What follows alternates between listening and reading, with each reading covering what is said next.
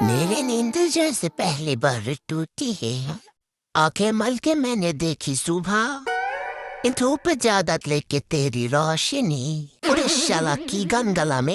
ফুলটা দেখতে পাইছি, ওইটা আমরা রাস্তা থেকে টুকাইছি। মাশাআল্লাহ অনেক সুন্দর।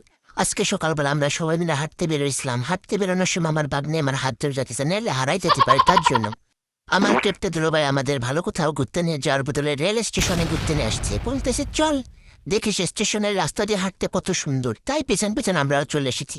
আর তার থেকে বড় কথা, আমার দুলাভাই নতুন নতুন বুলাবার রয়েছে, তো সে ভিডিও বানাবে, তার জন্যই কিন্তু আমাদের সাথে করে নিয়ে এসেছে, নাহলে নিয়ে আসতো না।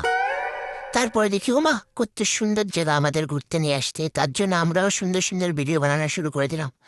গিয়ে দেখি একটা বাড়ি আমাদের উঠাইতেছে, বলতেছে চল উপরে যাই দেখিস। গিয়ে দেখি এত পরিমাণে ড্রাগন হয়েছে, কি বলবো, প্রথমবার সরাসরি ড্রাগন ক্ষেত দেখলাম।